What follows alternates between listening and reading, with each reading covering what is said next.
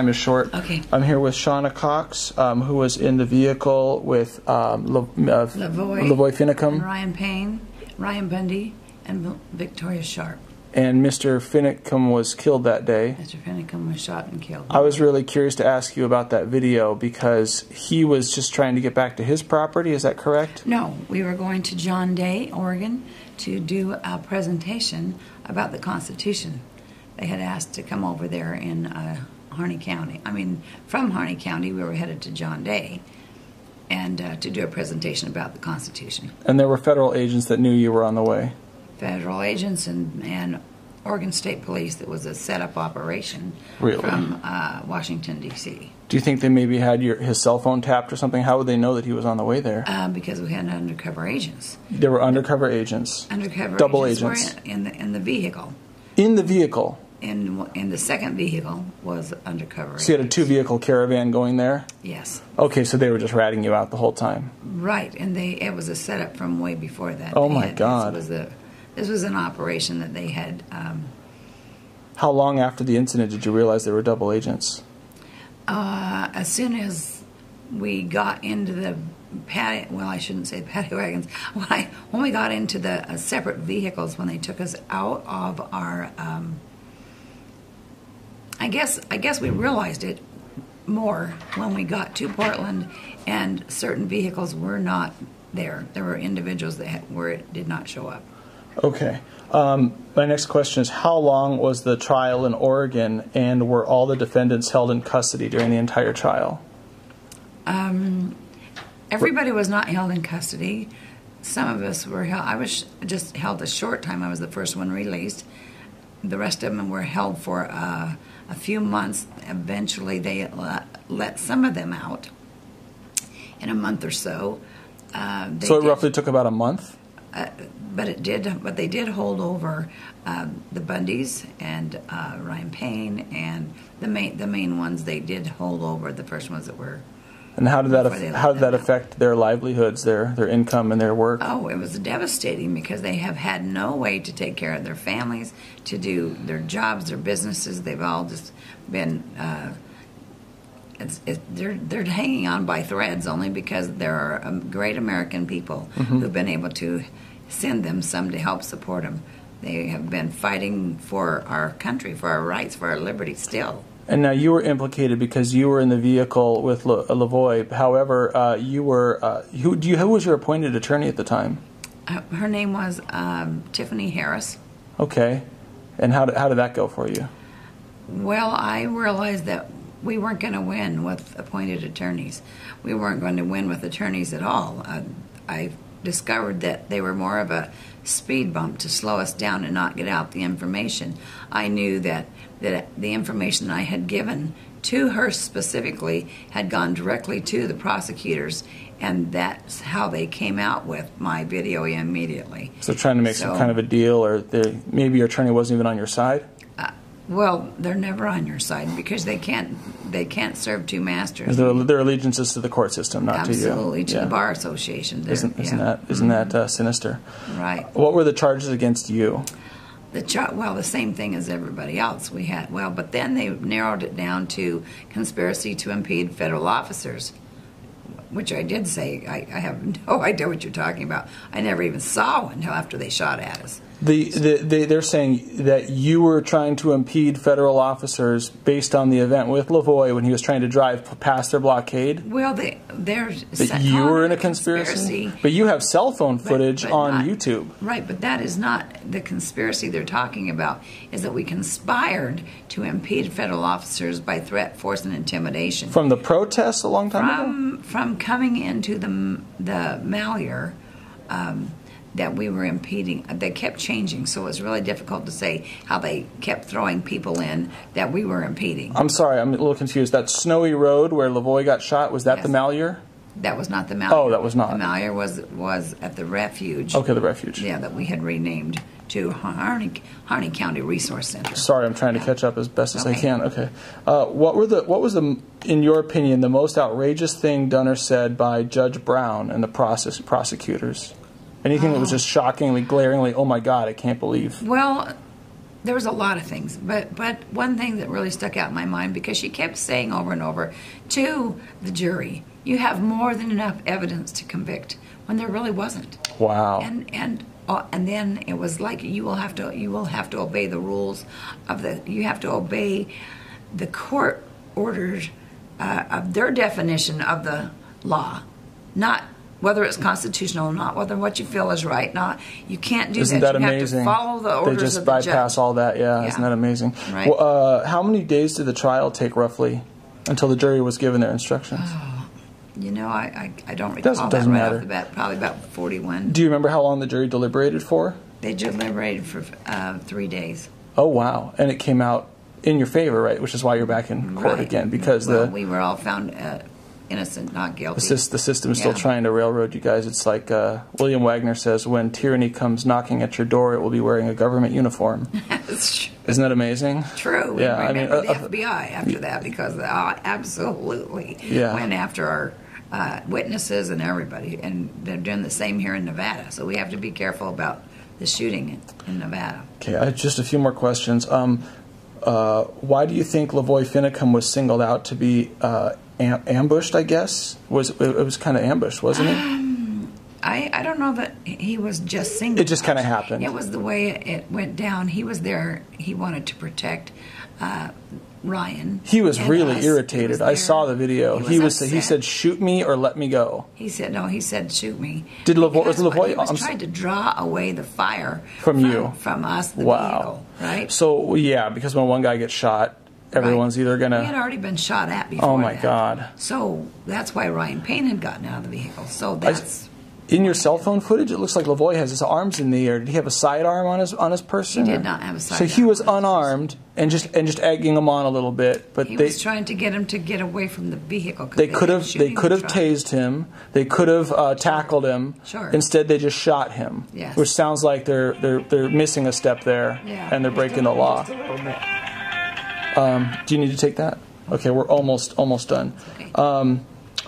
William Wagener wants to know, what will you remember most about this trial? The one in Oregon? Yeah. That God is good, and that He's in charge, and that we don't have, the only way we're going to win is not by the court system, but because we have still got a few people that are listening to their heart, that are listening to God, and that's the only way. Because as soon as people stop, we're going to see more and more of this railroading jobs to put people in prison that these are victimless crimes. William, I'm getting a few more texts. Do you think any of these Oregon efforts by Ammon or Ryan help the Hammond's family? Well, eventually it will help, but right now they're still in jail. These guys are still in jail. We're still in prison. It's a suffering that they are doing, but all of them, even the Hammonds, realize that it's not about them. It's about what the underlying problem is, which is the court system that is embedded with the politicians, which is all about the minerals under the ground, which ties in Uranium One and the Clintons Foundation. So you have to remember where all of this goes. It's all about the hedge funds that are being used to fund all of these people that are getting rich over the American people off of our backs. Well, it seems to me like I watched one of the interviews with Cliven where they're trying to accuse him of being a racist, and maybe Cliven said something a little off. He wasn't thinking clearly beforehand. But what I want to get to is their family has been ranching for what, over 100 years there? Over 100 years. And now I would imagine they would have proof and records that what their boundary lines are, or specifically where they're allowed to be and where their cattle have consistently grazed. So is this, in your opinion, just a matter of the government just coming in and saying, oh, we want your money now to do what you've already been doing all these years? Well, not exactly. No. They have what you call preemptive rights to graze. They've been there because that means they've established. They established that they have water rights, that they have that they own the water rights themselves, but also the grass, the feed, the tree, all that. And this dairy and the meat is feeding the American people. Absolutely, and that's what is their preemptive rights. That didn't stop people from going out onto the land because it's multi-use where we have everybody. It's the people of Nevada's land. How many acres roughly does it? There's about, well, it depends on what they're claiming. They're trying to claim like 210,000 So acres. is it in part it's a boundary line issue? It's not a boundary line issue. They're trying to make it into a boundary line issue. They're trying to make it into AUMs. AUMs are animals per unit that they charge to have animals go out there. Now, you understand that it's not a charge, really. What it is they want money from the ranchers to manage for them. But that's a contract. They write a contract every year. If you don't want to sign that contract, how can they force you to sign a contract that you hired them to do your bidding or to work for you? And you don't want them to work for you any longer. He fired them. That's what he did. And they are retaliating. They don't own the land. The people, the people, own the land. It is not BLM. Okay. My last question here, which is directly from William Wagener. Who was convicted in... has anyone been convicted in the trials here in Las Vegas yet of anything? They did. Greg Burleson was convicted. And so was Todd Engel. They have received some charges that are absolutely insane over Greg Burleson. It's all about something he said. It has not anything to do with what he did. But they charged him. Even the jury charged him with all of these charges that puts him in prison for 68 years. You're kidding me. He's blind and he did nothing other than he spoke out and he said some stupid things. So they hung him about that. So this is the government preying upon the weak to try to make a lesson example to everyone else. Well, they twisted the jurors. They had no idea. The jurors came back a number of times trying to exonerate them. Really? Really. But they always have one holdout. Or two. One or two holdouts. There's one or two holdouts, and I think one or two people with an actual brain and a conscience. No, I think they're planted by the government to keep them from getting an innocent. They're manipulated by the courts, but not guilty. Government, not a guilty verdict. Because they don't want to. You think they actually? That's very likely. They could be planting a juror in there because the jurors and they just pay them really well. Right, and the jurors don't even understand. That's fascinating. What the punishments are that they're getting. Oh my God. So they're not allowed to know a punishment. Yeah, in the old courts, in the old days, you knew if they were going to hang somebody. And if they didn't think that warranted what they were going to do, they wouldn't let them go. Amazing. At this, they're not even allowed to know what the punishments are. So how do they know if the punishment fits the crime? And so these crimes are they're being absolutely railroaded, and their lives are being taken from them. Very possible. Over very minimal stuff. It's very possible they take one or two people out of maybe a connection in the court system and say, we're going to pay you really well. Stick around. It's either going to be a hung jury or guilty verdict, and they make that person. All they got to do is have one. Oh my God. That's what happened in the last trial. One person held out, 11-1, to acquit them. Amazing. Okay, so their attorneys definitely dropped the ball. Their attorneys were just loyal to the court system. They will never cross over the border. They will never go against the hand that feeds them. Amazing. Never bite them. Amazing. So now, you're being accused right now, right? No, you're not. Nope. So you're done. I'm out. They can't take you back in for anything. Right. Good for you. Yeah. Okay. Did you have anything else you wanted to say? Oh, no, I'm sorry. I have one more question. I don't know what this means. Do you think any or all of the 3%ers were secretly working for the government? I don't know what that means. I think that there is a possibility that some were, but I don't know that for positive. I do know undercover agents, and we've discovered who some of them are, but they've been working at it for a long time. Okay. And they have been infiltrated, and that's the sad part, that we have people, just like it happened in Germany, people turn on their own people. How can you testify and do those types of things? Yeah. And some of them aren't even from our country, but have been, I guess you would say they've been brought in by the powers that be. Do you think they're to attack our own people? You think they betrayed their own conscience and they're just being loyal to a paycheck and not? Absolutely, yeah, God is gold. That's sad. Yeah. Okay, I know your time is really short. I should say gold is their God. Sorry, gold is their God. I understand.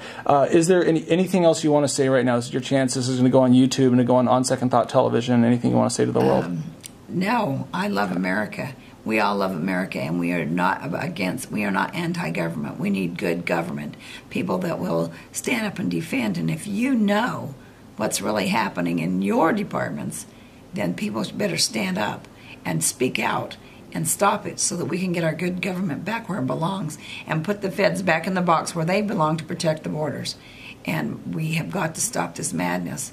And it's really gotten out of hand for your country and ours. We're here to save the Constitution. These men have been abused. They have been stripped of so much. And as Americans, we can't let this happen. But if we don't stand up and fight for our country, we won't have one. So united we stand, divided we'll fall.